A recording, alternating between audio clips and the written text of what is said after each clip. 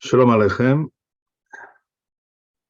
Mishneh Torah Rambam, Hilchot Deot, Perek Hamishi, Halacha Wav or Halacha Dalet. I will share the screen with you. אומר הרמב"ם, אף על פי שאשתו של האדם מותרת לו תמיד, ראוי לו לתמיד חכמים שינהיר עצמו בקדושה. We're now speaking about marital relations. So Rambam begins by saying, even though a person's wife is muteret lo tamid, in other words, as long as she is tahara, she is muteret, she is permissible.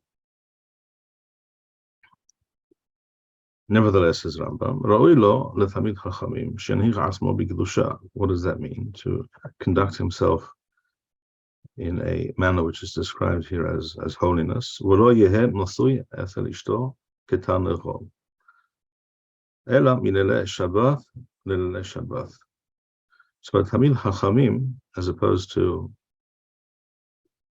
the average person or the masses of whom less is expected, Talmidei Chachamim are expected to have a certain discipline and system in their lives, in all aspects of their lives. And this includes sexual relations.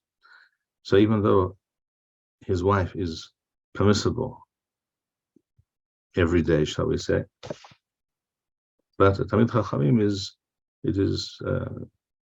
expected of him to be with his wife once a week, usually on Leil Shabbat, im yesh bo koach, assuming he is physically well and able to do so. Ukhishahu mesaper ima. The word mesaper is a euphemism for having sexual relations with one's wife. The word mesaper literally means to speak with her. Lo yesaper lo b'tchilat halayla. He should not do so at the very beginning of the evening. When we can assume he has just eaten his evening meal. And Rambam says the reason not to have sexual relations at that time, at the very beginning of the evening, is because he is now satiated and has to digest his food. So Rambam is giving a medical and physiological reason for not having relations at that time. Walo b'sof halayla, and not at the very end of the night. In other words, very early morning. Kishuhu ra'ev, when he is hungry. One is usually fairly hungry when one arises. Ela be'emtza halayla, but rather in the middle of the night. Kishit akel hamazon shebeme'o, when he is neither hungry nor replete with food, but having digested his food.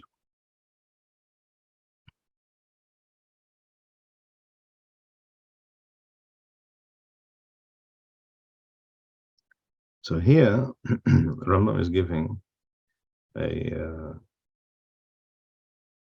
reason which is based on physiology, on health, it seems, whereas the statement in Masechet Barachot, in Masechet Nedarim, in Talmud Bavli Daf Kaf, which is where it speaks of, it relates the practice, the custom of Rabbi Eliezer regarding marital relations with his wife, where it speaks about not doing so at the beginning or the end of the night, but rather in the middle of the night. Other Rishonim, such as the Ran, there explain, give a different reason, which is that at both the beginning and the end of the evening, the beginning of the night, I should say, at the end of the night, people will be awake and they may be heard, whereas in the middle of the night, one assumes people are asleep. Interestingly, the Rambam does mention this as well. At the end of Hilchot Yisurei Biyah, Perek Kaf Aleph, Halacha Yod or Halacha Teth. Can you see here Halacha Yod or Teth? Rambam here says as follows: Ishto shel Adam. You'll see he actually begins almost with the same words. Ishto shel Adam muteret hilo. A man's wife is muteret. He's allowed to have relations with her in principle whenever he chooses. Lefichach kol ma she'adam rotze la'asot beishto oseh. Therefore, a man may do as he wishes with his wife.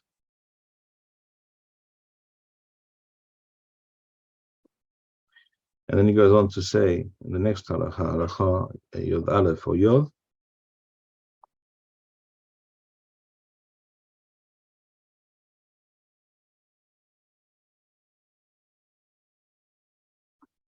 he says, Asur la'adam l'shamesh miktatho l'or haner. One is not allowed to have sexual relations with the candle burning in the room. Haresh shehayata leil Shabbat. Now, if it works out on leil Shabbat, and we said before that is the recommended time for the Tamid Chachamim. V'lo haya lo bayit acher. So if that is the case, and there is a candle lit, and he has no other room, the word bayit here should be understood as a room, as in many other contexts. V'haya haner dolek. In that case, he should not have relations because of that candle that is burning in the room. It is also forbidden for a Jew, any Jew. We're not talking about Tamid Chachamim here.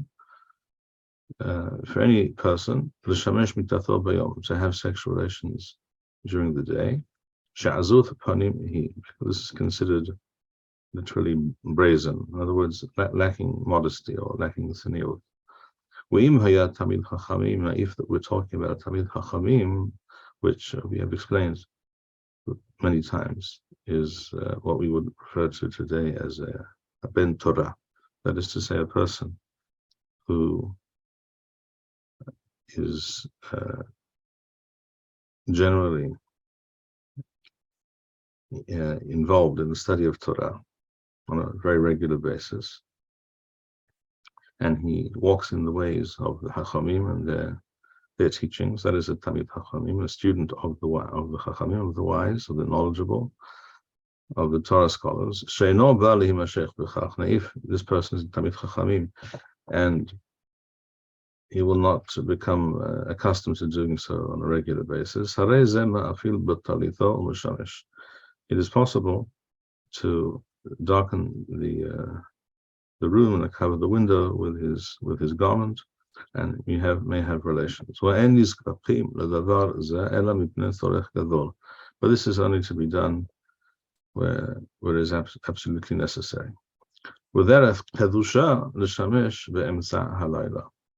And it is the way, literally again, of holiness that is considered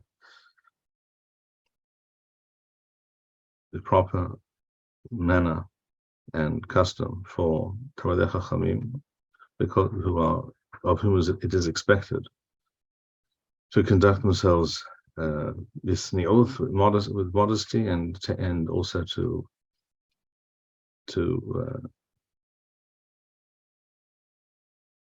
not do anything in their lives haphazardly without thought, without method. There should be method to their madness, to quote Shakespeare. In other words, there should be discipline and order in their lives. It is the way of Kedusha to have relations with one's wife in the middle of the night. Here, Rambam does not mention anything to do with food, with being full or being hungry. And Rambam, in fact, says something else. He says, "Derech kedusha." It is a practice which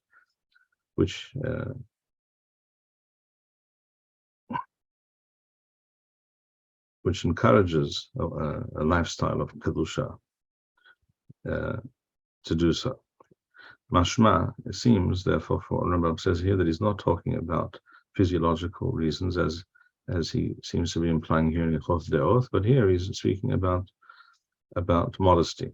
And the logical explanation is that, as the Ran and other Rishonim explain in Masechet Devarim, again, as we said, because people are asleep and they will not be heard. So Rambam actually agrees with that explanation as well.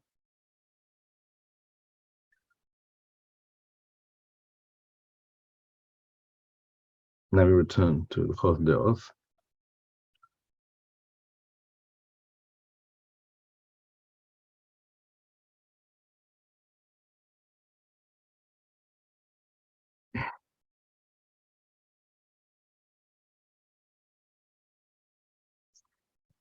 Halacha Zayin, or continuation of Dalet. V'lo yakel rosho beyoter. V'lo yenabel pi b'divrei havai. V'afilu beino levena. And when he does have relations with his wife, he should not act in an unbridled and wild fashion, which also means that he should not he should not speak or say things of a shall we say smutty nature, even if it's just between himself and his wife and no one else can hear. As it states in the pasuk in Amos, the words imply that a man is told, it is reported back to him what he speaks. Maru Hachamim. So the Chachamim explained this pasuk. It's obviously a drasha. Afilu sihat kala ben ish lishto, even frivolous talk between a man and his wife at such a time when they're about to have relations. If he speaks as Amei Aretz would speak, if he lowers himself to that level, which is what many people do, he will not. This will not be. This will not go unnoticed or unpunished. So there are many high expectations with regards to a Talmid Chachamim. Rambam continues. Halacha Heth, still Halacha Daled in other editions. V'lo yiyu sherahem, and neither of them should be lo shikurim, v'lo aslanim, v'lo asbanim. Neither of them should be drunk, nor lethargic, nor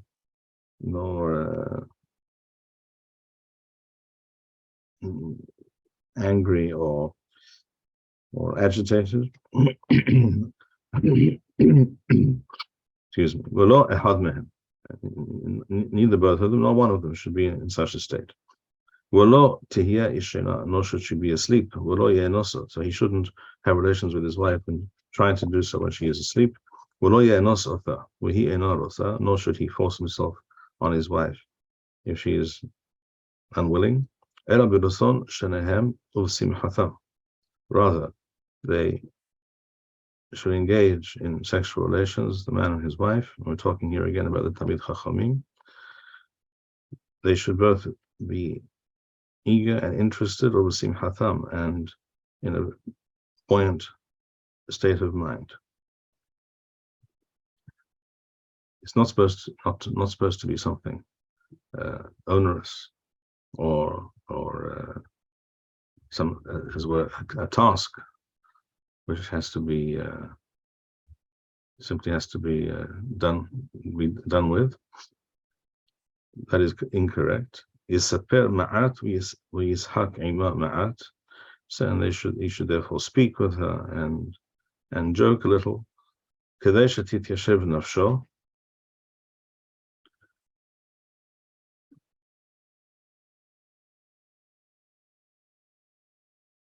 So that he is in the right frame of mind, which includes being aware that having sexual relations with his wife involves at least one mitzvah, which is the mitzvah of honor, of having sexual relations with one's wife, which is a mitzvah, which is a chovah, an obligation, on the one hand, not an undesirable or unpleasant obligation, obviously, but an obligation which he owes to his wife. That's first of all, that's true. Second of all, in order to have children, in order to procreate, that is another possible mitzvah involved in sexual relations, although not always, of course. His wife may be too old, or she may be pregnant, or what have you. We've all bevusha v'lo ba'azut, and he should then engage in sexual relations with his wife. Bevusha literally means with shame, in the sense that he is not, again, brazen or doesn't behave in a animalistic fashion. V'lo ba'azut v'lo ifrosh miyad, and having done so, he should separate from his wife.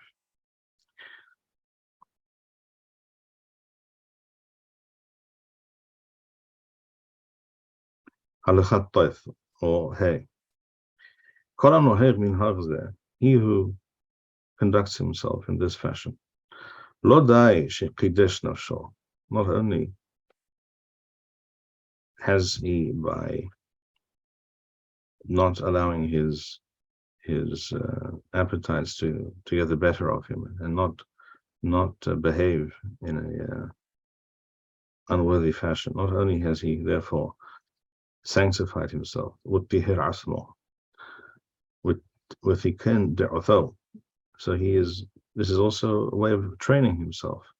That is part of his one of the ways to train, to educate, and to walk in the ways of the Hachamim and the Nevi'im, is to behave in this fashion. And by doing so, he is practicing these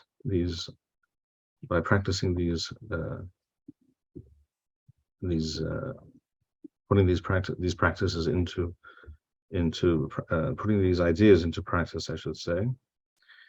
He is purifying himself and improving and refining his deot. Deotel, of course, as we have said before, refers to midot, in other words, his behavior, his impulses. Ela she'im hayu lo banim.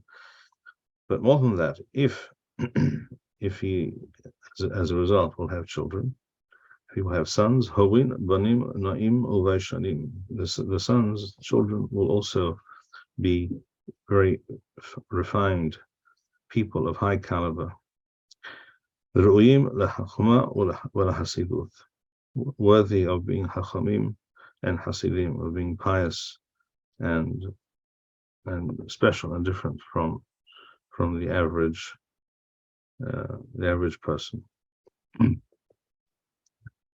other words, the behavior of the parents has an impact and does make a difference in terms of their offspring.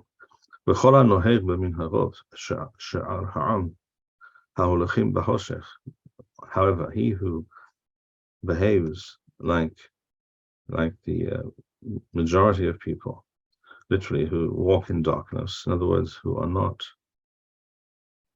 Tamidei Chachamim, who are not, have not been influenced by the Chachamim and their teachings, and therefore they tend to behave in a very different fashion,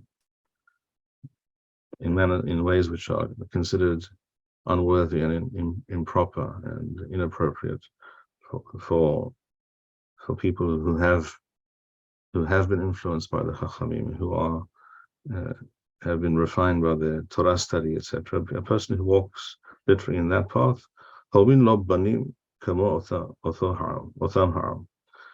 his children are likely to be similar to those common people.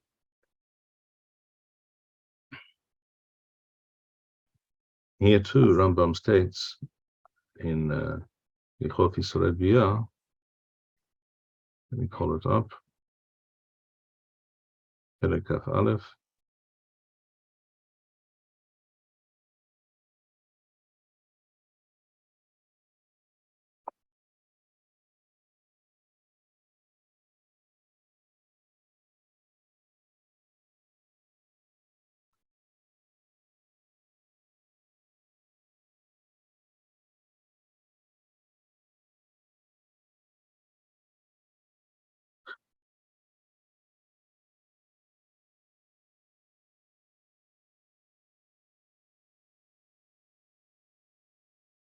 Here in Hilchot Rambam writes in Halacha Yud Bet Yud Aleph, which I think you should be able to see now. En da'at hachamim noha mimi shehu marbe betashmish hamita. The hachamim are not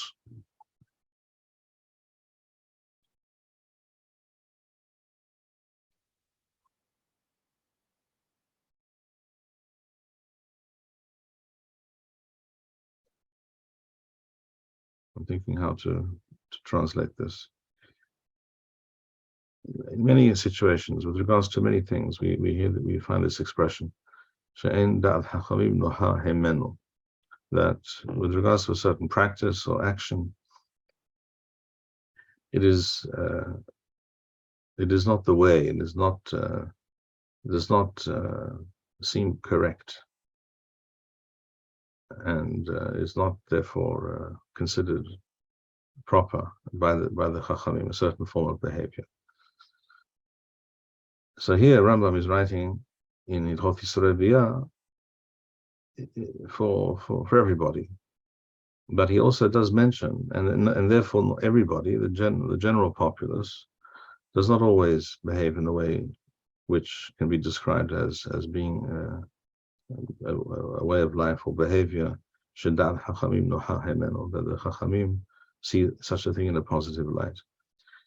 Nevertheless, Rambam does mention here that which he writes here also in Hilchot Deot, which is mainly directed at Tamidei Chachamim, and Da'at Chachamim noha mimi shehu marbe betashmish hamita. It is not viewed in a positive light by the Chachamim, a person who is constantly engaged in sexual relations with his wife.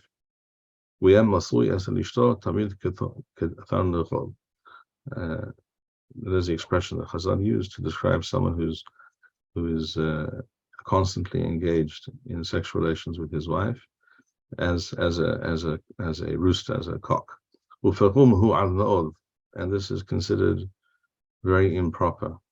It is the way, it is the action and the manner and the practice of burim, of ignoramuses and people who are lacking refinement. The more a person limits himself in this regard, this is praiseworthy. But of course, he cannot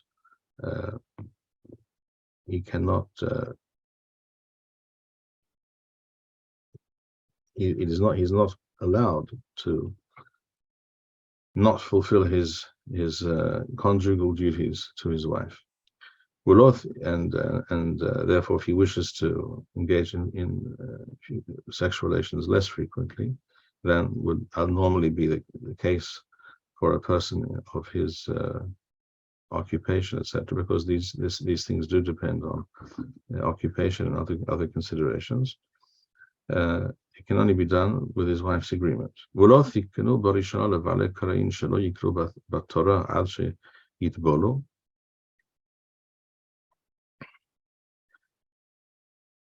And the reason for the takana of Ba'alei Karayim, in other words, a man who experiences a seminal emission, having to go to the mikveh before he can study Torah, the reason for this was to, as an educational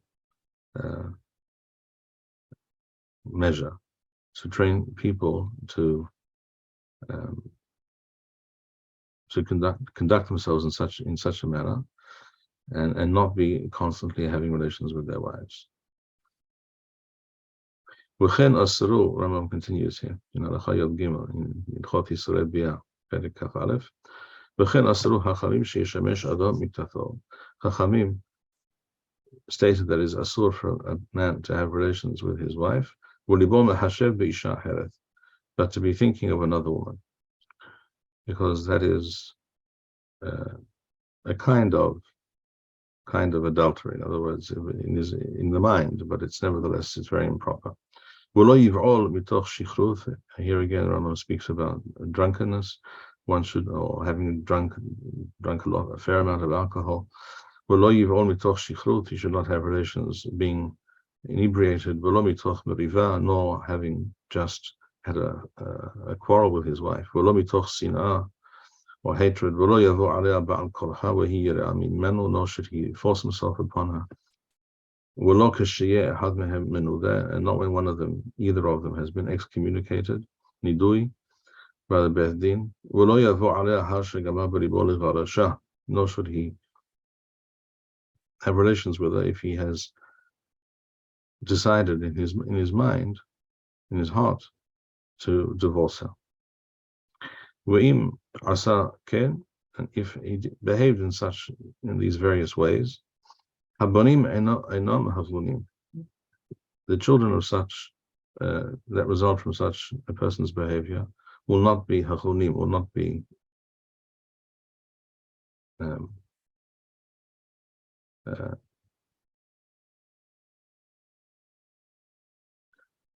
it's difficult to translate this term, hachun. They will not be fit, they will not be what we would call in Yiddish a mensch. Ela mehem azeh fanim. Some of them will be brazen and chatzufim, people lacking modesty and busha. Umehem moradim ufosheim, and some will even be worse than that. They will become rebellious and evildoers. So says Rambam in Hilchot Bia. We return to Hilchot Deot.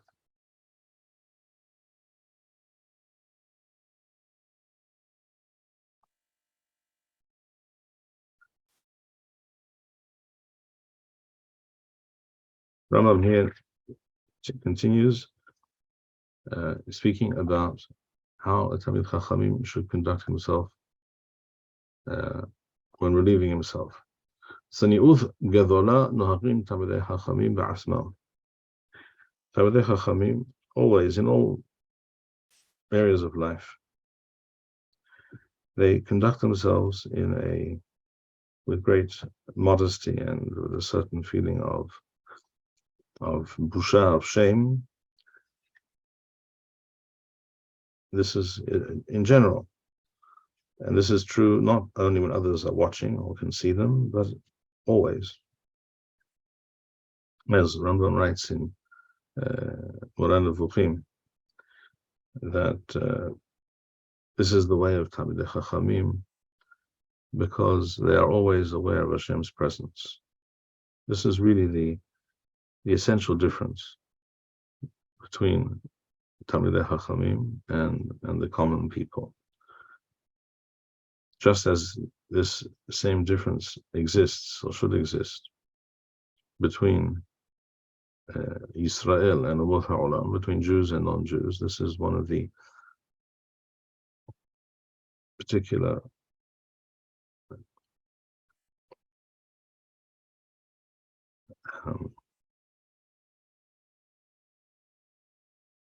this is one outstanding feature of the Torah, of those who live according to the Torah, even the more common people, that they are more aware of Hashem's presence. They should be. That is the idea. That is why they are told to recite barachot before one eats or drinks, or one sees a certain thing or hears a certain thing. A Jew should not really be able to go very long throughout the day without being aware of Hashem's presence. That is one of the outstanding features of the Torah. So it should also therefore apply to any Jew who lives according to the Torah, and that it is so, and it should be so. If it is not so, then something is wrong. However, Talmidei Chachamim should be even more aware, because of their constant connection to the Torah, more than most people. They therefore should also be constantly feeling themselves. They should feel themselves. They should conduct themselves in a manner which reflects the fact that they feel that they are in the presence of Hashem. And therefore, Talmidei Chachamim always behave in a very modest fashion.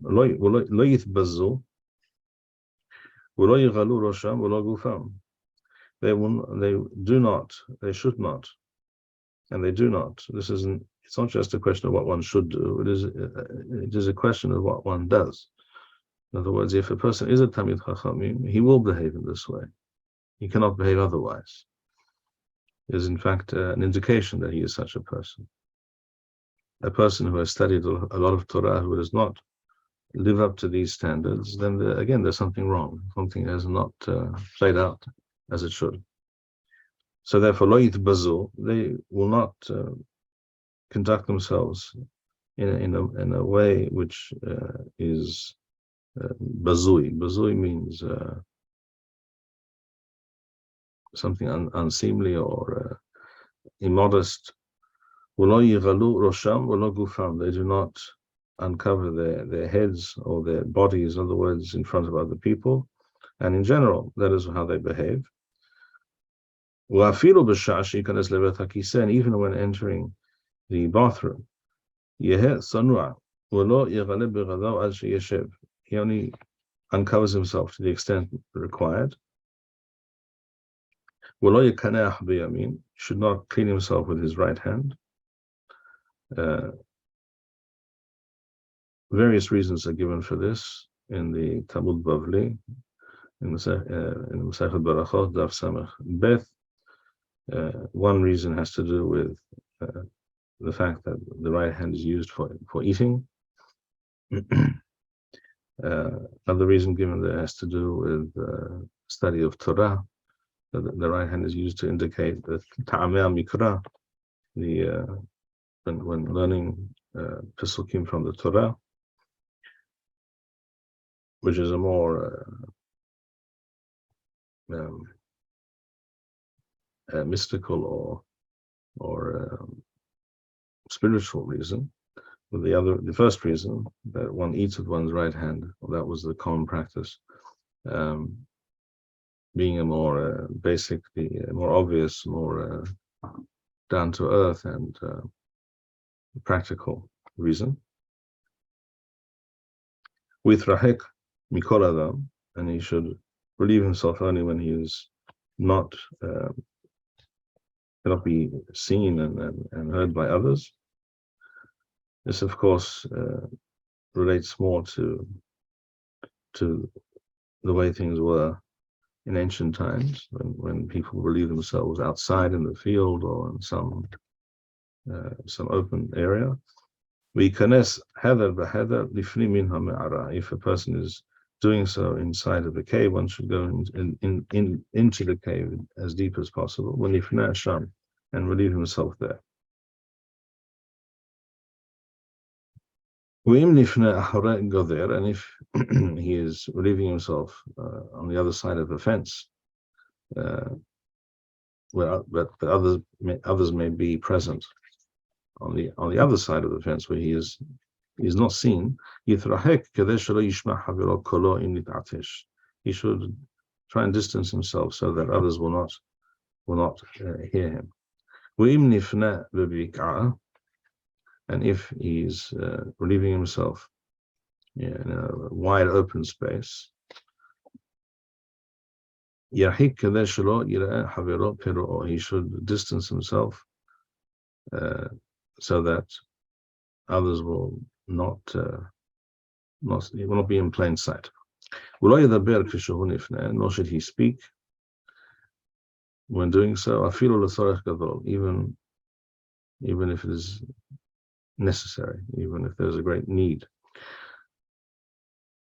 Obviously, this does not include a situation where there's some emergency. And as he behaves in such matters during the day when others can see him and other people are around, so he behaves because he is Tamid Chachamim, because therefore, as we said, he's always aware of Hashem's presence, and he is always conducting himself in a manner which is conducive to modesty and a certain healthy amount of shame.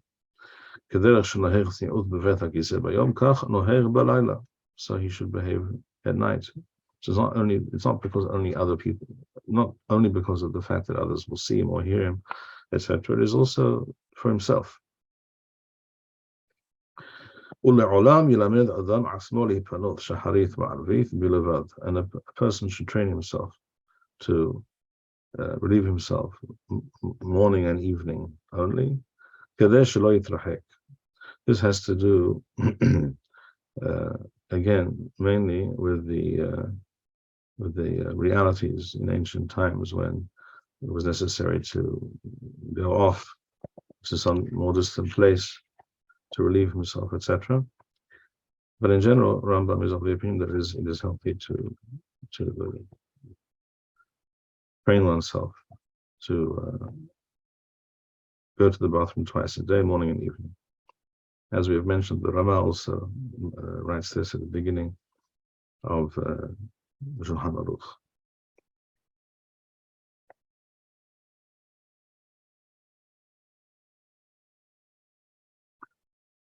Halacha Zayin or Yod Aleph. You should be able to see Tamid Chachamim, Yod Aleph or Halacha Zayin. Tamid Chachamim lo yeh tzorek u'tzowach b'sha'at diburo.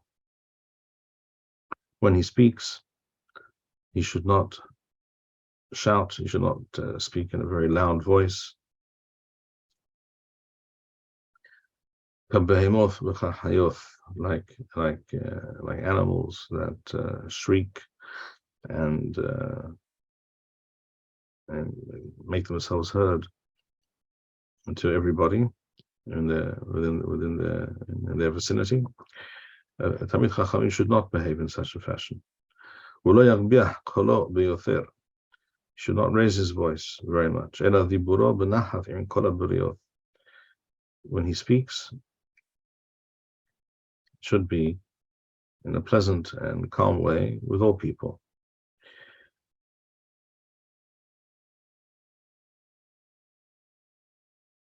There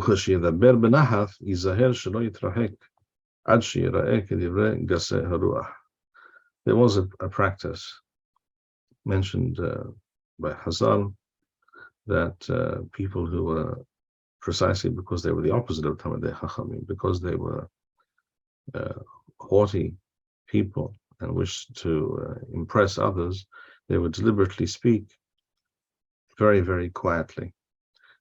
So Rambam says one should not behave in such a fashion, even though we said one should speak quietly, but not to such an extent and not with that intention. Umakdim lishalom kol adam, and he should, when walking the street, etc., he should greet every person and be the first to do so, so that others will have a positive attitude towards him. So they shouldn't just walk by people in the street and ignore them, and people will perhaps very, very possibly incorrectly assume that he is an unfriendly and antisocial person, that he doesn't care about them, that he ignores them. That is not what we're aiming at all. Within et kol ha'adam lechaf zechut. And at Tamid Chachamim, here Rambam mentions that which is mentioned in the Mishneh, Masechet Avot, Ha'adam et kol ha'adam lechaf zechut. Mesaper b'sheva havero, ve'eno mesaper b'gnuto kalam. He should only speak positive things about his fellow man, and should not speak ill of them. Ohev shalom v'rodev shalom. He should be someone his behavior should always reflect a desire for peaceful and positive relations with all people. This, of course, is being said as a matter of course when in a normal situation, when dealing with those who are plainly evil, or with the enemy, for example, these things do not apply.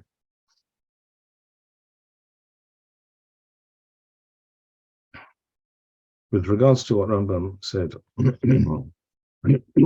excuse me, with regards to what Rambam said, quoting from the Mishneh,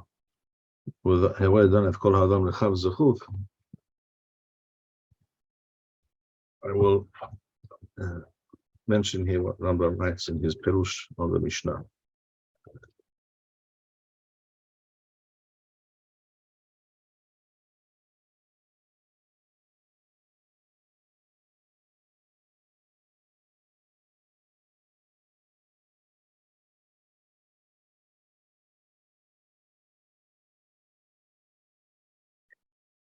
In this edition of the Mishneh with Perush of the Rambam, Perek Aleph Masechet Avot, Halacha Wal.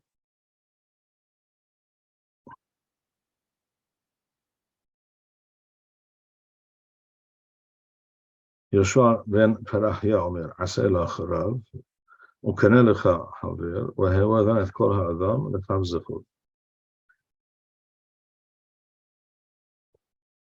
Rambam says as follows: Inyano, she'im haya adam bilti yadua eslacha, she'no yodea imhu tzadik or rasha. Rambam says, this is being said that you should always judge every person favorably and not think ill of them.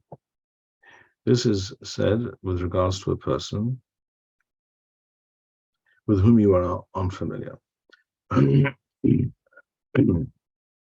person with whom you are unfamiliar, and you do not know, therefore, if he is a Sadiq or Rasha, if he is a very righteous person or the opposite. And you saw this person say something or do something. If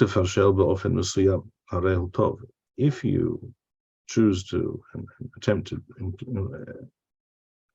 interpret and understand what he said or did in a positive light, it is possible. It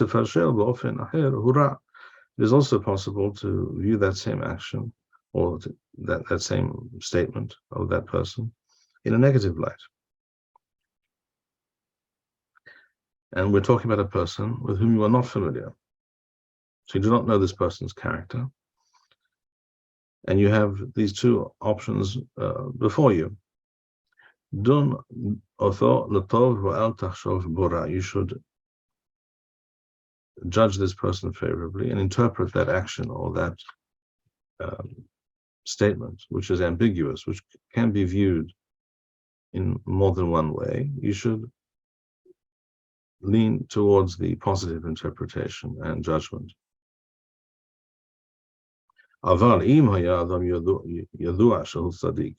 if we are talking about a person that is known to you, and it is known that he is a righteous, a pious person, and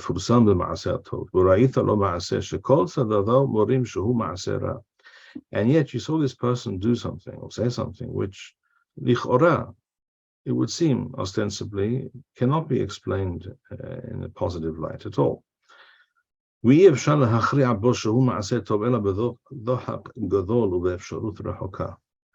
is really not possible to view that action or statement in a positive light unless one is willing to adopt a rather far-fetched interpretation, an unlikely interpretation of what you have seen.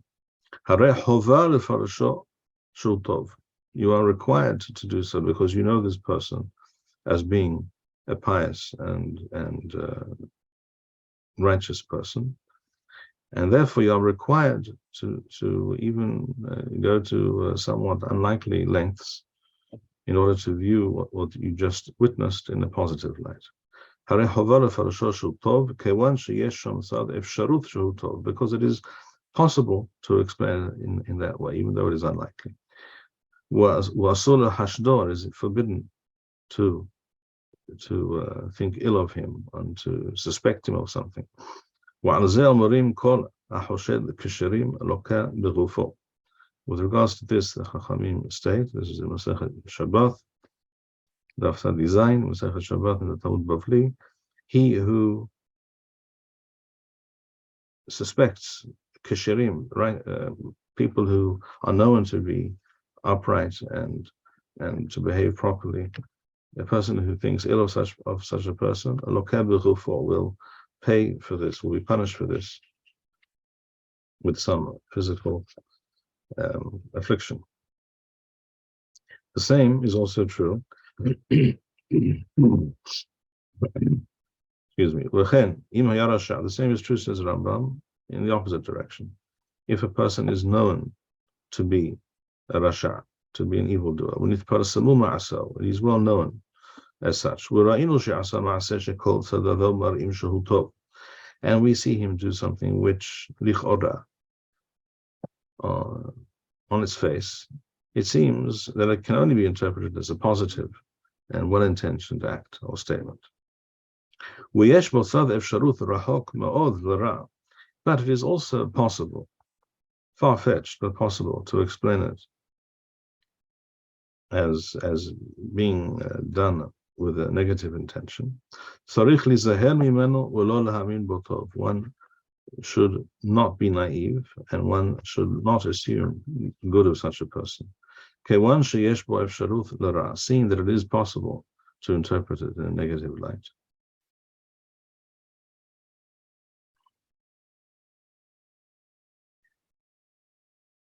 So, to sum up what Rambam says here, if an action or statement of a person who is known to us either as being a very righteous and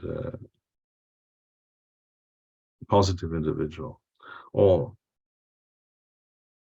on the other hand being a very negative and evil individual, we should always assume, whatever it is that we witness or hear, we should assume that this action or statement is in keeping with that person's general behavior and his aims, that which we know about this person to be the case. Unless, of course, it's impossible to explain the action other than in one particular, very specific way. But if there's any possibility of viewing it, even if it's an unlikely interpretation, we should interpret in that fashion according to the person. If he is known to be a very good person, we should interpret that action as it having been done for a positive reason, for the right reason, even though it wouldn't usually be the case with most people. We wouldn't make that assumption. With this person, we should. And also, in the opposite case, with the evil individual, we should always assume that that which we know about this person is true here as well, and that which seems positive is apparently not so. If we are talking about a person who is unknown to us, and both of these, both interpretations, a positive and a negative interpretation, are possible, are feasible, then that is the case of the Mishneh.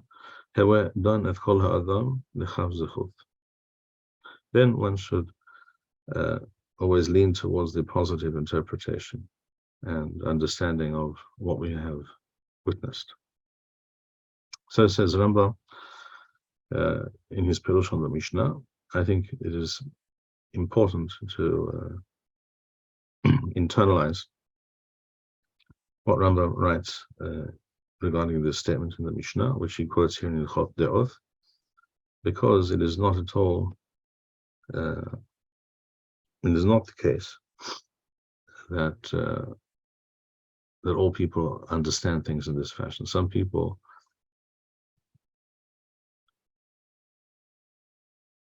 when discussing various things will say, with regards to a person that we know to be we know this person is not a righteous person, is not a person who's always doing good and the right thing. Sometimes people suggest naively and irrationally that we should nevertheless assume that they have good intentions, or their purpose is a positive one, etc. Rambam does not hold by this at all, because that is basically forcing ourselves to be naive and to mislead ourselves, and because the evildoers generally are not up to any good, we should not mislead ourselves in such a fashion. The result of such wishful thinking is often the result is very undesirable, and the price that one pays for that can be very high. We shall stop here. Rav. Yes. I wanted to ask, is there an inyan to keep Takanath Ezra today? Rambam writes in the Teshuvah, when he's asked about this, that min hadin, it is not a chovah, and that's true. But he also states, this is in Hilchot Kriyat Shema. Let me perhaps call this up.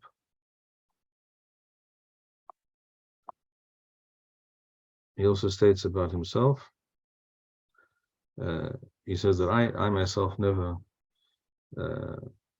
missed being Mikayim this takana, and we know from many sources that this was the way of Chacham, even when it was no longer an absolute chovah.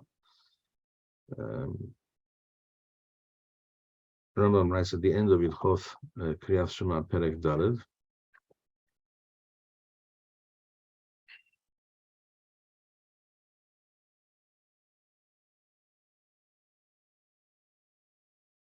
Here at the very end, he writes, "Kol ha-tameim hayavim b'kriyat Shema." When a person is tameh, he is nevertheless hayav to read Kriyat Shema, u'mevarchim lefaneh u'lahareh, and to recite the brachot that go before and after Kriyat Shema, u'hem b'tum'atham, even though they are tameh. Af al pi she'efshar lahem la'alot mitum'atham bo bayom, even though they could make themselves tahor. Piron. Even though they could go to the mikveh and they could become tahor. That is the halakha, it is mutar, and therefore seeing that it's mutar, it's also a chovah to do so.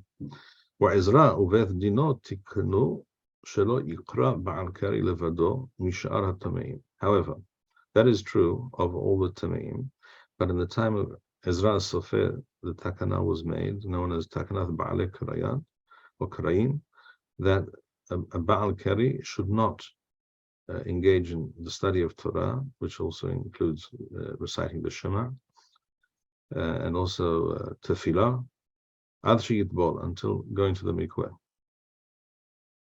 And that was the case. That was the rule, certainly among Talmidei Chachamim for centuries. But Rambam says, "V'lo pashata takana zo b'chol Yisrael." But eventually, we see from the various statements in the Talmud that over time this practice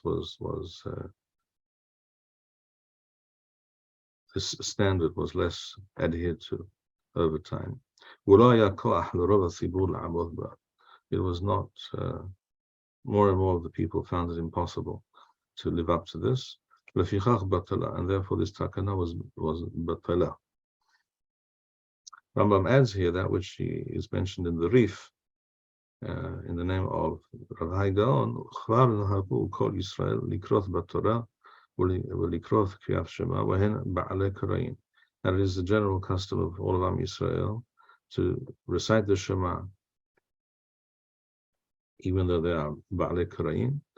Lefi she'en divrei Torah mekabelim tuma ela umadim b'taratham le'olam, because divrei Torah, as Rabbi Yehuda ben Bethela states in the as it's quoted in his name, lefi she'en divrei Torah mekabelim tuma. The Torah cannot be made tameh. So this is this is mentioned here in Hilchot Kriyat Shema, but in Hilchot Tefillah, Rambam mentions that which is stated by the Rif in the name of Rabbi Gaon. Therefore, Tefillah, it is the minhag. So it was the minhag in Bavel and other countries to not to recite Tefillah Shmona Esrei until going to the mikveh.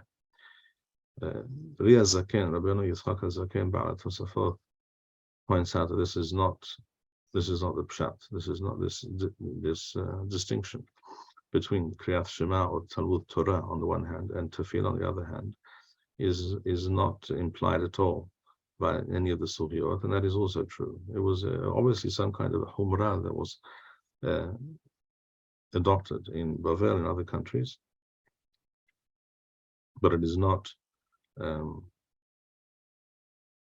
It is not correct to think that the takana applies to Tefillah more than it does to Limud Torah.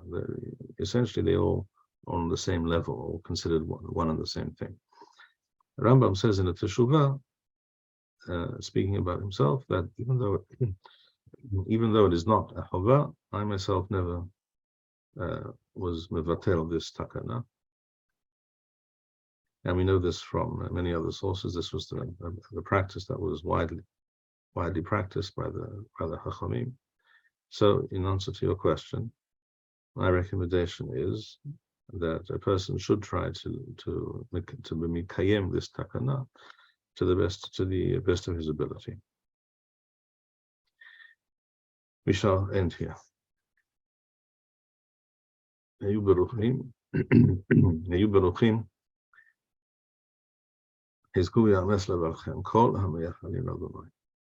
Thank you, Rabbi Bar-Hayim.